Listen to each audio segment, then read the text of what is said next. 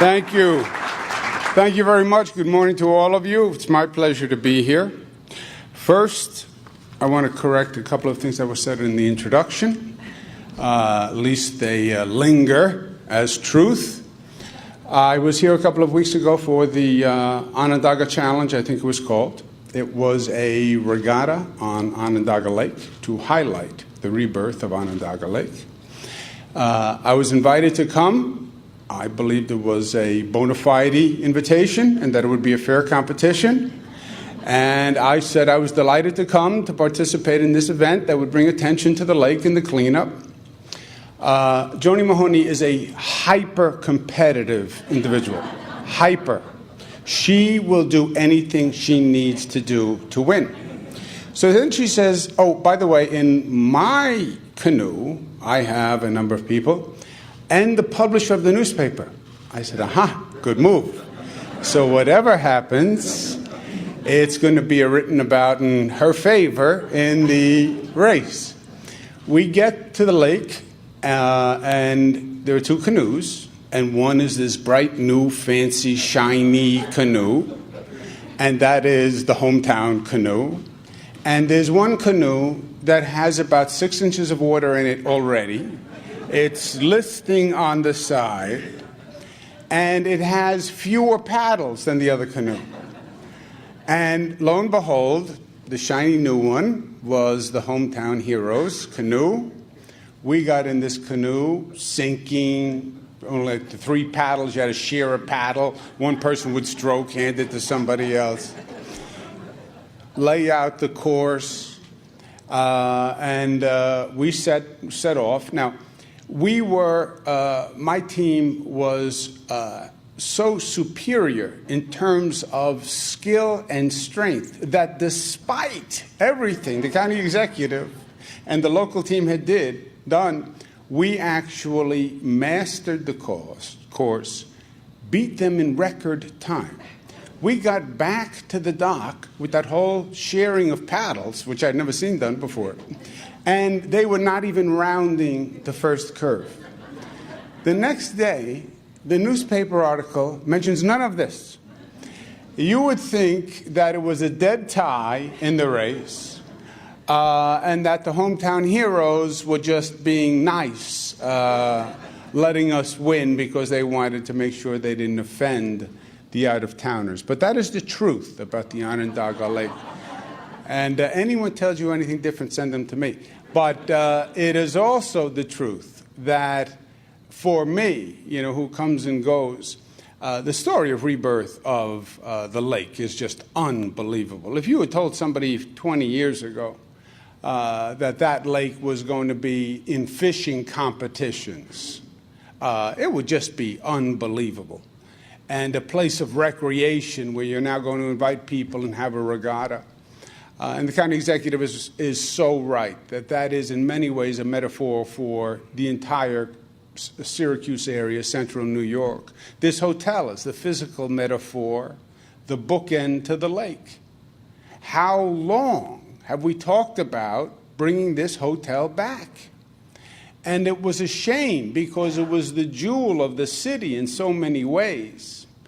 And when you saw it close and you saw it decay, it became a symbol of the decay for the city. And then all these false starts, we're going to try to bring it back, we're going to try to bring it back, and now finally it's coming back to its former luster and then some. Ed Riley has stuck to it and done a great job, and let's give him a round of applause.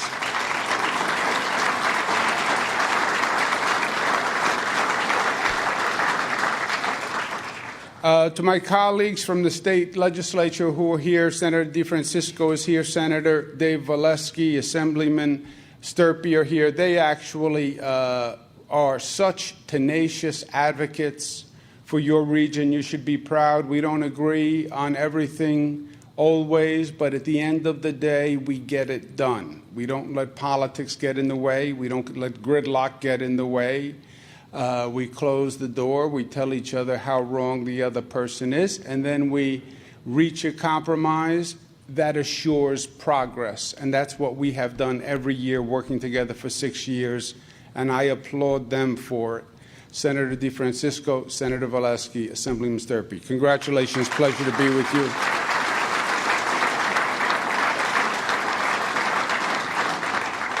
And then, as you heard, you have an all-star cast that you're going to hear from today. Hilary Vanador, who literally wrote the book on what sustainable communities are all about.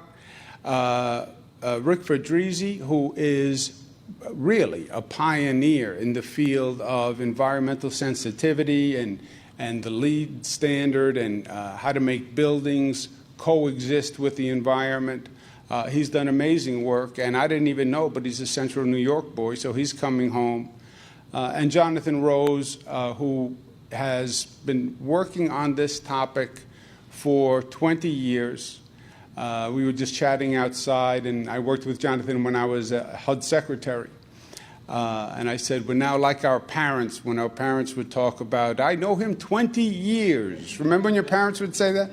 20 years was like an unimaginable period of time, 20 years. How could you know someone 20 years? That means someone's going to die soon, 20 years. But we go back 20 years. And then we have all the commissioners here that you've heard. And I'm very excited about it, because what this is about is actually making those connections, making those collaborations with the states, getting those programs to fit what you need to do here. And there is no better way to do it than put people in the room, talk, meet, discuss, make the connection, so there's a place to follow up. A couple of quick points, and then I'll let you get to work. For me, this is a return to a very special part of my life when I was HUD secretary. I love building. I love community development. I love the tangible reward you get from seeing new construction. I love to see how it affects people's behavior. We did a lot of work tearing down public housing, where we built all across this nation these cinder block warehouses with bars on the window. And then you put people in that public housing, and you're shocked when the environment that you created affects their behavior. Chicago Housing Authority, 12 and a half miles of high-rise public housing, one after the other, on the other side of what they call the loop. So you couldn't even get on the train, you couldn't even get into the city. Planned isolation is what it was. And it went on decade after decade, and we finally took it all down and built mixed income and integrated and lower density and restored a sense of recreation and community. And the behavior changed along with the physical. So I loved that. I was assistant secretary first for what they call community planning and development. And community planning and development is really a science and an art community development. And it was before we really started talking about sustainability as a main theme. But it had all the basic concepts there. Community development is balancing development in that area, balancing human development, physical development, and economic development, all three at the same time in an integrated system in a sustainable context. And community development, that word community was very important, because it was not community in the physical sense. This is a community. You get 100 people together, it's a community. It was development of community spirit and the community attitude and the community relations. So people felt like they were a member of a community. And neighbor looked after neighbor. And the neighbor's child was looked after by the neighbor's family. That's the art form of community development. It's the emotions, the feelings that go along with it. And then developing that in a context that is sustainable environmentally, but also physically, economically, and having all those systems work and aligned. That is the art form. And it's easier said than done. And it's not that easily said, by the way. And that's why talking it through with Mr. Rose and Mr. Fedrizzi is going to be so important. Now, we did take one major step forward that is already done, which is the template of regionalism, which is in many ways the hardest first step. Because everyone will say, David Rusk, Lester Thoreau will say, you have nothing if it doesn't happen in the regional context. Why? Because there is no unit that matters other than the region. There is no city of Syracuse, county of Onondaga, this town, that town. Those lines are all artificial. They were drawn at a different time for a different reason. You needed small areas of jurisdiction. You didn't have communication. You didn't have the same travel modalities. So you had these small little governmental units everywhere. But it's irrelevant to how you plan today. It's irrelevant to how the economy moves today. So a regional template, which means you have to get all those elected officials to cooperate with each other and talk to one another. I happen to be an extraordinarily cooperative, amiable person, and I love reaching across the border and shaking hands. Not everybody is as amiable as I am. So you have to get all those people to work together. And then they all have their own individual planning units. And then you have to say to each individual planning unit, well, you can't really plan your town's success without talking to the town next to you, without talking to the county. HUD used to require a 5-year economic development plan from every government. So in Onondaga County, you have whatever it is, over 600 governments. 600 governments would have to do a plan on their 5-year economic plan. How can it be? How can you have 600 separate economic development plans in one county? But that regional template, that's done. Incorporating the private sector into the process, that's done with the Regional Economic Development Councils. You look at that board, what Howard Zemsky and ESDC are running. We have incorporated the regional and private sector in the planning process. Third, focus on economic development, which has been our primary focus. We want to broaden it starting today, but that was our primary focus. Why? Because upstate New York, you need the jobs. If you don't have the jobs, you have nothing. The jobs, economic development is still the engine that pulls the train. You can talk housing, you can talk services. If you don't have employment, you have nothing. Because if you don't have employment, you have no opportunity, no place for young people to go, no future, no hope, and you have no tax base. So we have primarily focused regional economic development, public-private sector partnership. That I feel very good about what we have done. This, to me, really is now taking it to the next level of sophistication. Because that is working well. But there's more to do than that. Especially here in central New York, you have more opportunities. You have more opportunities, I think, to do large-scale housing redevelopment in the city of Syracuse. You have a whole move across this country where people who moved out to the suburbs 15 years ago are saying, you know what, I want to go back to the city. Young people want to go back to the city. Why? Because what we forgot is the city has something that you don't find in the suburbs. City has history. City has culture. City has the density of people. And most people like people. They like to be in the company of people. Howard Zemsky doesn't like people, but most people like people. And they want to be in each other's company. And the vibrancy of downtown environments. You need a housing stock, and I believe in building critical mass housing stock, not 1 or 2 homes here and there, but an entire block, enough of a critical mass where you create the dynamic in that neighborhood rather than that neighborhood imposing its dynamic on you. We focused a lot on job development. We have not focused enough on readiness skills and connections for training for those jobs. That is a piece that has to be added. And we've all talked about the community college system. For me, for my dollar, training for the job that is coming into town is the single most impactful thing you can do.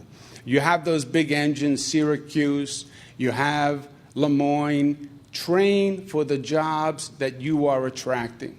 You look at the jobs that we're bringing, they call them advanced manufacturing. They're not really manufacturing jobs. We say advanced manufacturing. But these are all high-skill, high-tech jobs. If you can't work on a computer, if you don't know the software program, you're out. And each one is specialized unto itself. Train to that job and link the readiness programs with that employment. You have a tremendous opportunity in terms of transportation. Commissioner Matt Driscoll is here. We talked about I-81. That could be a transformative project that really jumpstarts the entire region. I-81 did a lot of damage. It was a classic planning blunder. Let's build a road and bisect an entire community. That's an idea. Yeah, let's do that. Cut it right in half. And part of this is acknowledging the mistake and going back and repairing it. And the biggest piece, what I said to the commissioner, is make a decision and go. You know what government does all too often? We procrastinate. We wait for the perfect. We wait for everyone to agree. You know when that day is going to come? Never. Never. And if you wait for the perfect, you will never get there. And you will do nothing. And that's just what we've done on I-81. We've done nothing. Find the best solution with the most agreement, but move forward. Indecision is a decision. I made no decision. Oh, yes, you did. By making no decision, you decided to do nothing. It is another day that we did nothing and we left the old I-81 bisecting the city. Well, I didn't decide to do that. Yes, you did. Every day you don't decide to build something new, you are affirming the decision to build the old. Buffalo had an attitude of arguing for the perfect. There was a proposal to replace the Peace Bridge, which is a very big bridge, goes to Canada, a lot of commerce comes over. For 20 years, they debated the design and the color of the Peace Bridge. 20 years.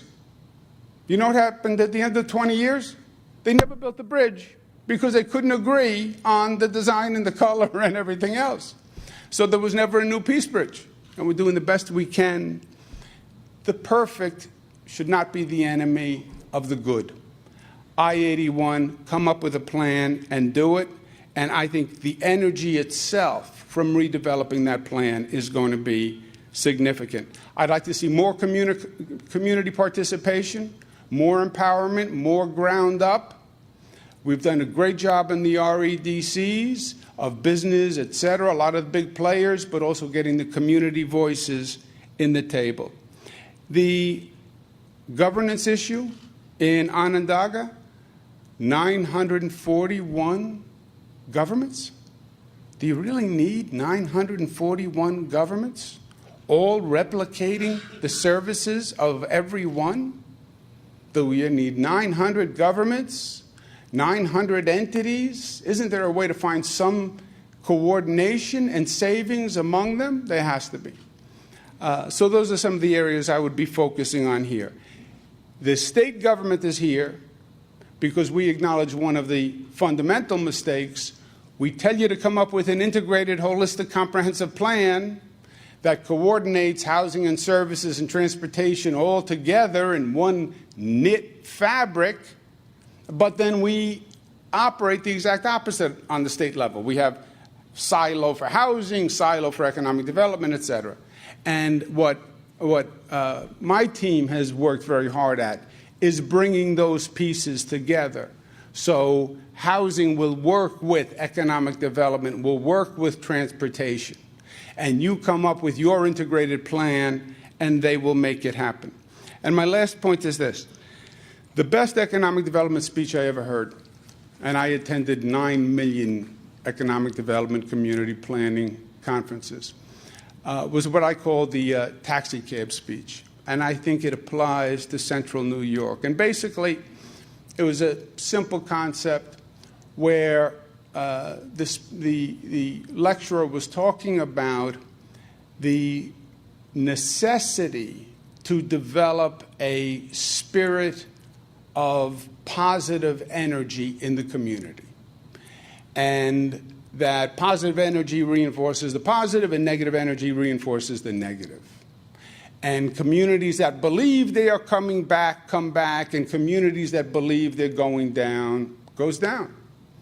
And he had a very practical metaphor for it. He said a businessman flies in to an airport to do some business in a city, lands in the airport, and he looks around the airport.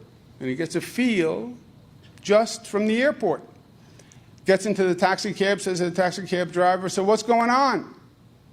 Taxi cab driver says, well, ball teams talking about moving out, this one and fighting with this one, taxes are crazy.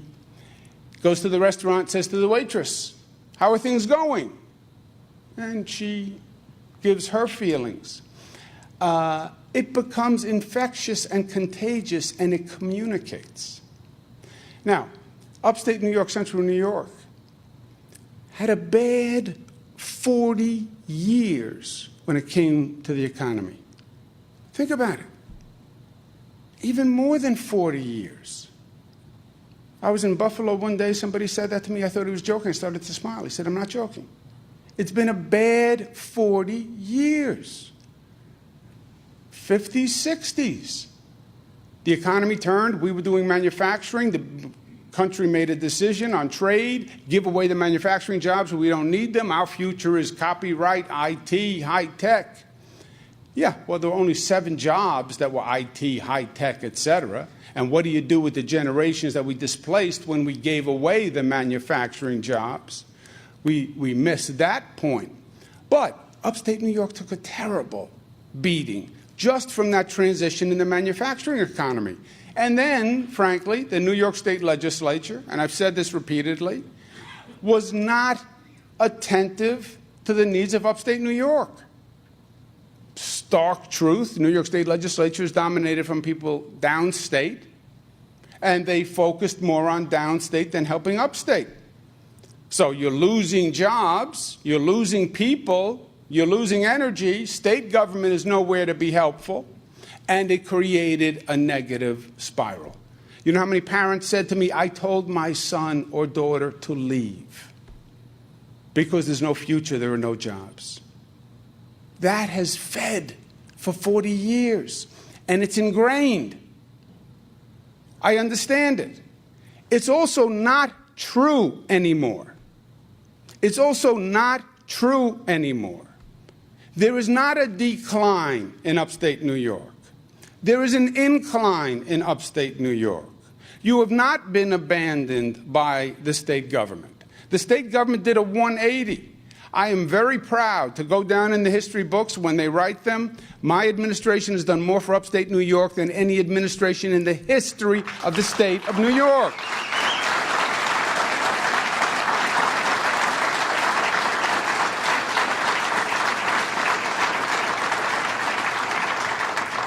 And that is the truth. Over $25 billion invested in upstate New York. Central New York, $3 billion from the state of New York for central New York. And you see the development, you see the growth, you see the positive. Wait till you go see that state fair. The same for 50 years.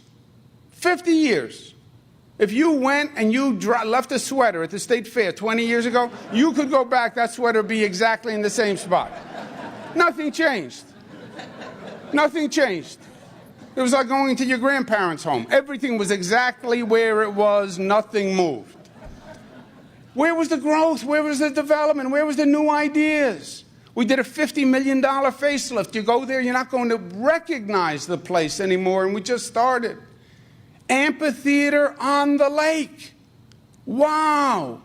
Thousands of people coming into town now. Restaurants are saying we have to hire more people because we can't deal with the amount of people coming in for the amphitheater. Nanotech bringing high-tech digital movie jobs. I mean, it is a different place with all these signs of progress. It is true. And the numbers tell the story. Today we have more private sector jobs in this state than ever before in the history of the state of New York, period.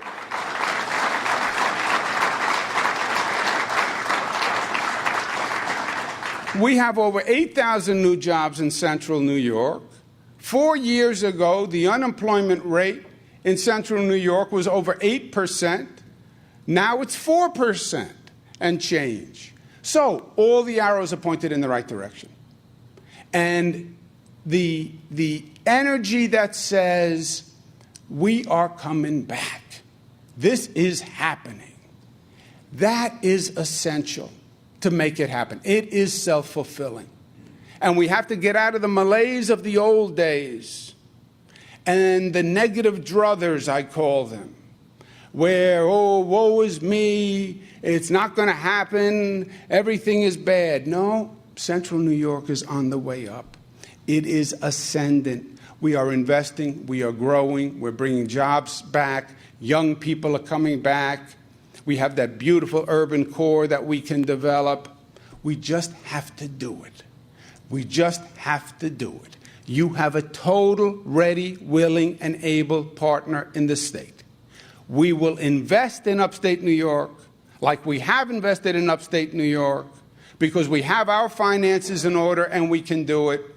And we're going to make up for the years that you were abandoned by the state because that was wrong, that was short-sighted, it was a tragedy, and it doesn't even make sense for downstate New York because at the end of the day, we're one state.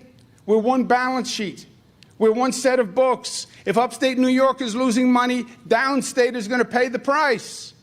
So the fact that upstate is economically strong helps downstate New York. It's not one or the other, it's both. Show the growth, show the development, get ambitious, make the connections, show the progress, and the progress will beget more progress. Anything we can do, we are here. Maximize today, and thank you for having me. Thank you, and God bless.